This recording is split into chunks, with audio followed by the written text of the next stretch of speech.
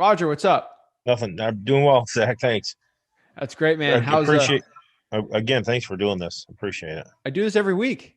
Yeah, I know. I missed it last week. I No can't remember what I worries. was doing. But How's Polk was it- County treating you? good. I've been doing a lot of driving this week, looking for driving for dollars list. Should I be looking for like inhabited houses that they shouldn't be inhabited to, or I mean, I've just been writing down vacant houses. Um, but if you see like people have junk strewn all through the yard, they don't cut their grass, but they are obviously living there. Yeah. Should I be putting them on the list too, or Yes. So those would technically be under the code violation list, hopefully. People that don't cut their grass or they're like super high, great deals. Even if they're living in it. They probably don't have the money to cut the grass or pay someone to do it. that's what I was thinking? Look for signs that they're probably they don't fix their house because they can't afford to.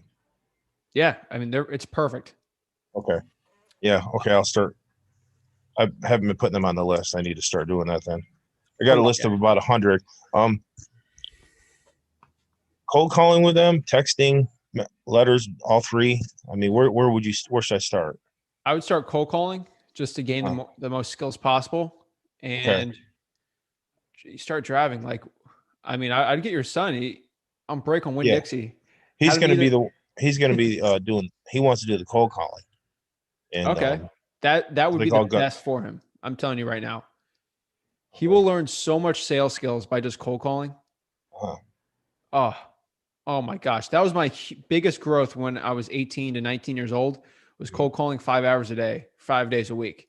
My biggest growth when learning how to actually just talk in general, in a sales environment and closing deals like that, biggest growth by far.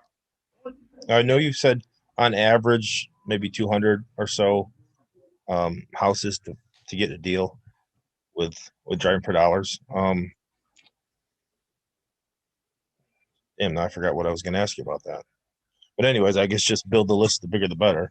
And so start cold calling. If you can't get a hold of them, then send a letter. Or if they don't answer, What I would do is cold call and yeah, I would cold call the list right now. I would pull the code violations for Polk County also and cold call that too.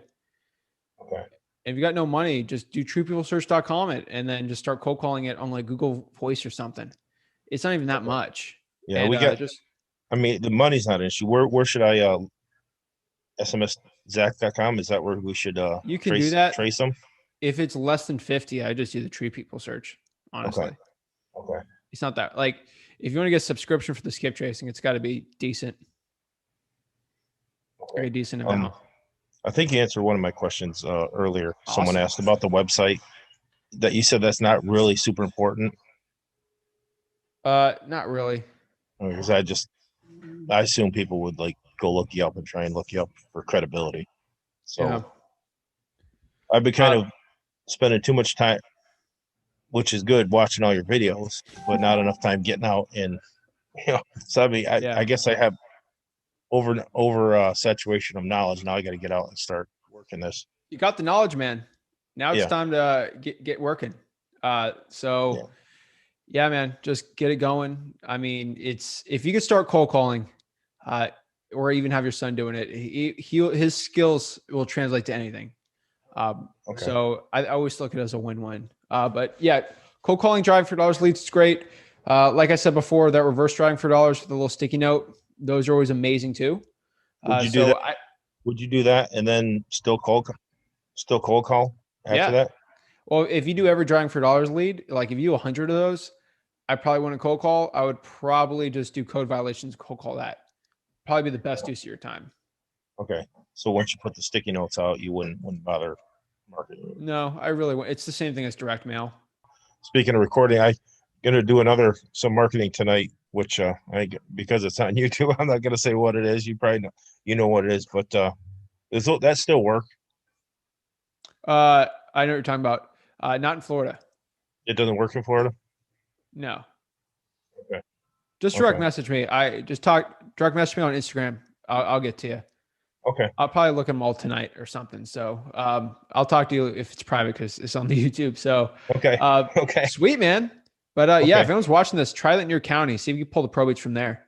Okay, I'll do that. You want to have any questions? I got my son just actually came over here. He heard your voice. He's been watching a lot of your videos. So just at least introduce him to you. And I don't know if he has any Yeah, man. questions. His name's Joshua. Joshua, what's up, bro? Hey, nothing much. My one question, I guess, would be when wholesaling and you get a yes, it's kind of like, where do you go from there? Like immediately they say yes. What would be the first thing you would ask them and say? All right, perfect. All right, so what you want to do is what we call qualifying the seller. So basically, you just want to have a conversation after they say yes to looking to sell it. Dude, that's the hardest part. Once you get that, the rest is like a lot easier. So, cool part, you want to qualify. So you're going to want to have the conversation in 4 questions.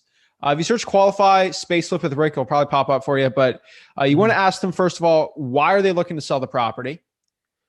Their motivation, you want to find that. Next, you want to know about the condition of the house. You know, how's the AC, the roof, the flooring, the bathrooms, kitchen, does it need updating? Third is their time frame for selling. Remember, this is all recorded, so don't worry. But the time frame. So, are they looking to sell within the next week, the next month, or the next year?